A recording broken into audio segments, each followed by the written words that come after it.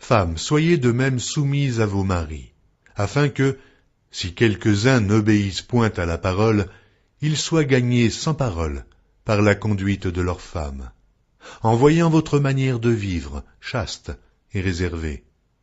Ayez non cette parure extérieure, qui consiste dans les cheveux tressés, les ornements d'or ou les habits qu'on revêt, mais la parure intérieure est cachée dans le cœur, la pureté incorruptible d'un esprit doux et paisible, qui est d'un grand prix devant Dieu. Ainsi se paraient autrefois les saintes femmes qui espéraient en Dieu soumises à leur mari, comme Sarah qui obéissait à Abraham et l'appelait son Seigneur. C'est d'elles que vous êtes devenues les filles, en faisant ce qui est bien, sans vous laisser troubler par aucune crainte.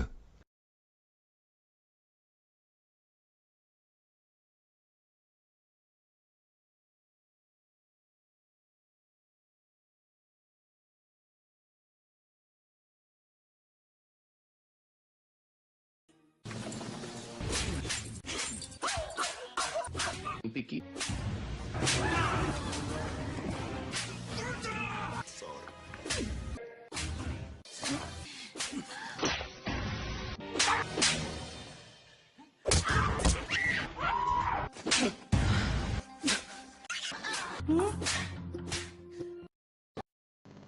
Bien-aimés frères et sœurs dans le Seigneur, soyez bénis encore dans le nom de notre Seigneur Yeshua Mashiach, celui-là même qui est mort il y a plus de 2000 ans pour nous donner la vie éternelle.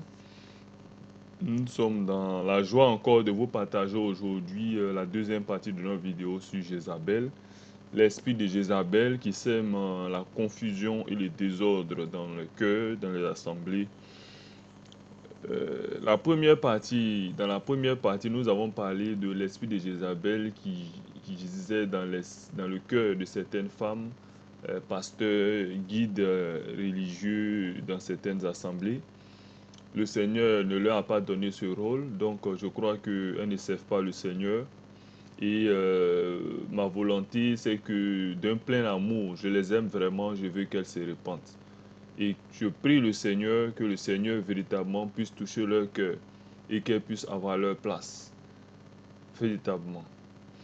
Dans cette vidéo, dans 1 Timothée 2, je crois à partir du verset 9, l'apôtre Paul nous dit « Je veux aussi que les femmes vêtues d'une manière décente, avec pudeur et modestie, ne se parent ni de tresses, ni d'or, ni de perles, ni d'habits somptueux, mais qu'elles se parent de bonne heure, comme il convient à des femmes qui font profession de servir Dieu. » Alors, véritablement, lorsque je fais cette vidéo, je souhaiterais de plein cœur que toutes nos sœurs, toutes nos femmes qui sont dans une position particulière au devant de certains services religieux puissent se repentir et reprendre leur place dans le corps de Christ. Pas leur place dans une assemblée, parce que tu peux être grand pasteur d'une assemblée de 20 000 membres, mais absent spirituellement du corps de Christ. Parce que nous l'avons enseigné dans les vidéos précédentes, qu'il y a une différence entre appartenir au corps de Christ, c'est-à-dire à l'église véritable du Seigneur qui est spirituelle, et appartenir à une église physique. Beaucoup de sœurs, beaucoup de pasteurs, beaucoup de prophétesses et autres ont des assemblées de 20 000 membres, de 30 000 membres, de 1000 membres, de 500 membres, mais elles sont inconnues de notre Seigneur Yeshua. Pourquoi? Parce qu'elles n'obéissent pas à ses recommandations. Alors ce serait insensé de dire qu'elles sont servantes de Yeshua, tandis que Yeshua même ne vous connaît même pas. Comment peux-tu être serviteur ou servante d'un Seigneur et le Seigneur ne te connaît pas? C'est vraiment un problème. L'apôtre Paul ici veut que nous ayons un esprit de discernement qui est nécessaire dans cette fin des temps, de telle manière que cette femme-là ne doive pas vous corrompre. Parce que le Seigneur l'a dit à l'église de Thyatire, vous avez vu dans la vidéo précédente, que cette femme séduit un grand nombre de personnes et les entraîne inexorablement vers la gêne. Alors, si vous ne voulez pas être séduit, vous devez plutôt vous accrocher à la parole de Christ et non pas à une personne. Car toutes les personnes que vous voyez là, elles ne seront pas jugées en fonction d'une autre personne, elles seront jugées en fonction de d'abord ce qu'elles ont cru et ensuite de leurs œuvres. Parce que ceux qui n'ont pas cru en la grâce de notre Seigneur, ils seront jugés en partie des œuvres. Et ceux-mêmes qui ont été gratifiés, la Bible dit que le jugement commencera dans la maison de Dieu. Donc ceux-mêmes qui ont été acceptés, justifiés, sanctifiés, là encore, il y aura des récompenses, il y aura des grades, il y aura une différenciation. Donc l'apôtre Paul n'aura pas la même récompense que l'apôtre Pierre, n'aura pas la même récompense que la sœur Marie-Madeleine, n'aura pas la même récompense que Lazare, n'aura pas la même récompense que Sarah, la femme d'Abraham. Donc chacun aura une récompense.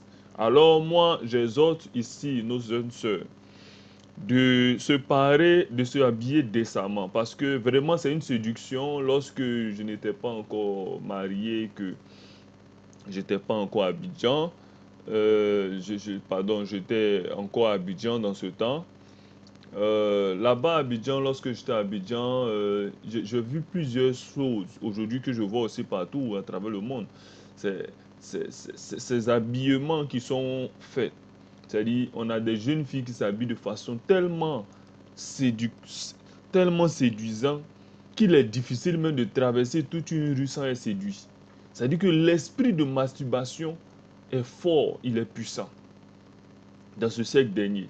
Parce que tu passes dans la rue, tu ne fais pas attention, tu vois des choses, tu es tellement choqué. Tu es amené même souvent à prendre les numéros, à causer avec ces personnes, à prendre rendez-vous, à avoir des rapports avec ces personnes. Ou alors, si tu as échappé à toutes ces choses, à te cacher toi seul dans la douche et à te masturber. Vous voyez comment c'est abominable.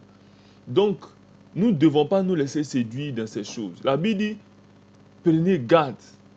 La Bible dit, fuyez l'impudicité. Oui, quand vous voyez ces choses-là, vous ne pouvez pas fermer les yeux et puis marcher, c'est vrai. Mais on doit être en constance prière. On doit être en constant en rapport avec la parole de Dieu. Pas par rapport aux hommes, mais par rapport à Dieu. On doit être en relation avec notre Père Céleste. La Bible nous demande de nous parler de bonnes œuvres. Lorsque vous êtes maintenant sauvés, lorsque vous êtes sous la grâce, lorsque vous êtes connus de Dieu, lorsque vous appartenez au corps de Christ, vous devez vous parler de bonnes œuvres. Les bonnes œuvres sont multiples. Une femme doit se parler de bonnes œuvres avec son mari, de bonnes œuvres au milieu des saints. Au milieu des saints, elle doit se parler de bonnes œuvres. La nourriture, prendre soin des frères et des sœurs, comme on le voyait un peu avec Priscille dans la Bible. Une femme ne doit pas porter main à son mari. Comme on l'a dit, Sarah, elle appelait son mari mon Seigneur. Comment pourras-tu porter main à quelqu'un dont tu portes le nom? C'est-à-dire que c'est comme nous portons le nom, c'est-à-dire spirituellement parlant, nous portons le nom de Christ. C'est-à-dire que si tu t'appelles Liliane, tu dois t'appeler maintenant Liliane Christ, c'est-à-dire le monde spirituel. C'est-à-dire que ton père maintenant devient, ton dévancier maintenant devient Christ dans lequel on s'identifie spirituellement. Voilà. Et Christ ici, lui aussi, s'identifie au Père éternel. Donc, il y a une identité ici qui est là, qui est spirituelle. Alors, si tu appartiens à Christ, tu es une nouvelle créature. Tu as une nouvelle identité. Le vieil homme est mort, le nouvel homme naît. Alors, si le nouvel homme naît, qu'est-ce qui se passe? Le Seigneur maintenant donne une prescription claire à la suite. C'est-à-dire, la femme s'est parée de bonnes œuvres. Elle est parée disciplinée. Elle est parée organisée. Donc maintenant, qu'est-ce qui va se passer? Maintenant, ce qui va se passer, c'est que l'apôtre Paul dit dans le verset 11 que la femme écoute l'instruction en silence avec une entière soumission. Et au verset 12, il est ajouté, « Je ne permets pas à la femme d'enseigner ni de prendre de l'autorité sur l'homme, mais elle doit demeurer dans le silence. » Et il prend l'analogie maintenant, car Adam n'a pas été créé le premier. Adam a été formé le premier, ensuite Ève. Alors, dans cette analogie de Adam a été formé le premier, ensuite Ève, on veut présenter que dans le corps de Christ, d'abord même, le Seigneur n'a pas donné le message du salut à une femme. Il a donné le message du salut à un homme. L'homme qui est venu, tout le monde le connaît, certains l'appellent Yeshua, Mashiach, certains l'appellent Jésus-Christ. Ce n'était pas une femme. Par la suite, il a donné son message aux 12 apôtres. Parmi les 12, il n'y avait pas de femme. Et même lorsque Judas est mort, on n'a pas choisi une femme pour prendre sa place, telle que, mais bien vrai, à ce moment, il y avait des femmes vraiment qui aimaient le Seigneur, telles que Marie, la mère biologique de Jésus, mais pas la mère spirituelle de Jésus. La mère biologique de Jésus, Marie, Marie-Madeleine et bien d'autres qui aimaient le Seigneur, qui sont demeurés avec lui. Alors, qu'est-ce qu'elles doivent faire dans le corps de Christ si elles ne doivent pas enseigner? Alors, c'est à ce moment-là maintenant que vous allez comprendre que vous n'êtes plus sur l'esprit de Jézabel, vous n'êtes plus séduit par l'esprit de Jézabel, vous avez accepté véritablement le Seigneur et d'être obéissant.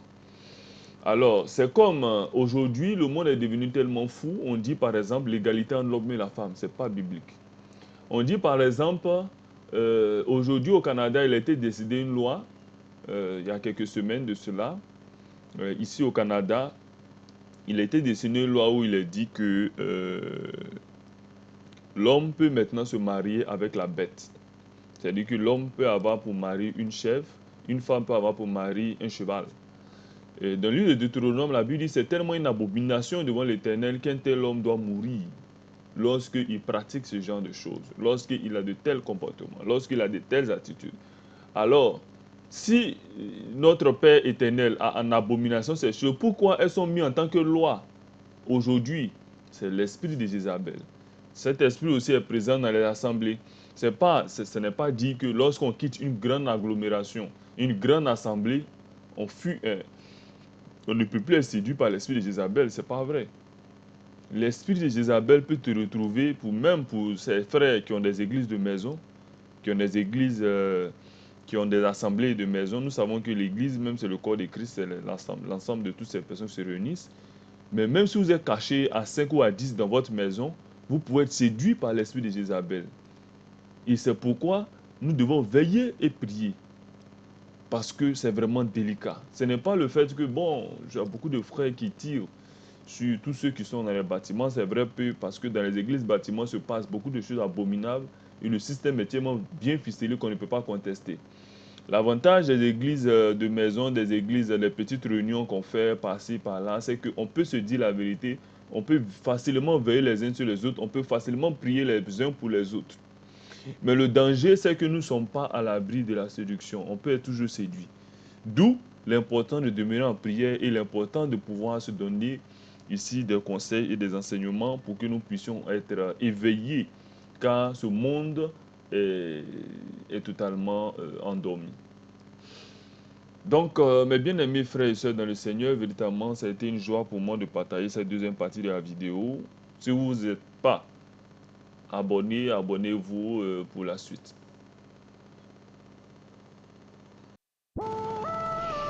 Alors, mes bien-aimées sœurs dans le Seigneur, véritablement, vous voyez cette dame, les ongles, la disposition.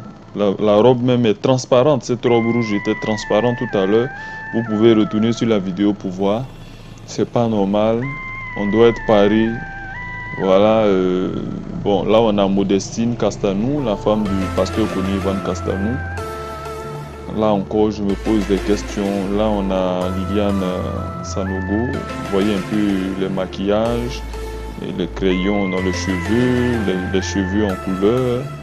Je bénis le Seigneur qu'elle puisse entendre ces paroles pour avoir la vie, car je les aime vraiment dans le Seigneur.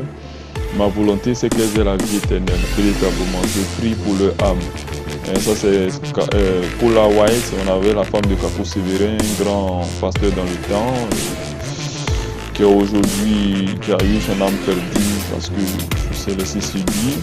Maman Hollandie, ici, on a Maman Hollandie. Aussi, elle était pasteur, elle avait signé des pactes avec le diable. Vraiment, c'est dommage que son âme, elle est décédée aujourd'hui. Véritablement, qu'elle ne se pas ni d'or, ni de tresse, etc. Vous pouvez constater que ce n'est pas normal tout ce que nous voyons. Ça, l'esprit de Jézabel, ce monsieur il piétine. Vous voyez à gauche comme à droite, il piétine l'assemblée, il piétine les frères. Ce monsieur fait manger de l'herbe à son papa, quelqu'un qui agit comme son papa. Encore Modestine Castelnau, vous voyez, c'est des choses qui, c'est pas normal, mes bien-aimés. L'esprit de Jézabel agit puissamment dans ces siècles présents. Et je pleure pour toutes ces personnes, hein. Vous voyez le zèle de Mme Castelnau. Et vraiment, qu'elle se parle de bonnes œuvres, qu'elle puisse entendre, être en silence. Là, on a encore Liliane, vous voyez un peu les ongles qui attrapent la Bible, les cheveux, voilà, vous voyez un peu le décor. L'habit est transparent, regardez les manches, regardez ça, il asperge de l'acide sur les fidèles, c'est pas biblique, c'est pas normal. Que les gens puissent se réveiller, qu'ils puissent véritablement revenir au Seigneur. Nous sommes dans la fin des temps, voilà, on a sa nouvelle son. Que Dieu puisse les fortifier, les bénir afin qu'ils aient la vie éternelle. Parce que je crois que là, ils sont très loin de la vie éternelle. Là, on a encore Liliane, vous pouvez la voir là-bas, avec des bras coupés, un habit à bras coupés. Vraiment, c'est pas bien, c'est pas décent, c'est pas décent. Vous voyez, là encore, c'est la photo de Liliane que je vous avais parlé tout à l'heure. Voilà, c'est vraiment les ongles, la Bible, le maquillage, le regard. Ce regard me fait peur, j'ai froid dans le dos. Vraiment, j'ai froid dans le dos quand je vois ce regard. Là, vous voyez un peu les ongles, les griffes, les griffes, c'est vraiment très effrayant. Je prie Dieu pour toutes ces personnes qui aient la vie. Je prie Dieu, Seigneur, je te demande pardon. Touche leur cœur afin qu'ils aient la vie. Mon objectif n'est pas de les salir. Non, mon objectif c'est qu'ils aient la vie, Seigneur, je t'en prie.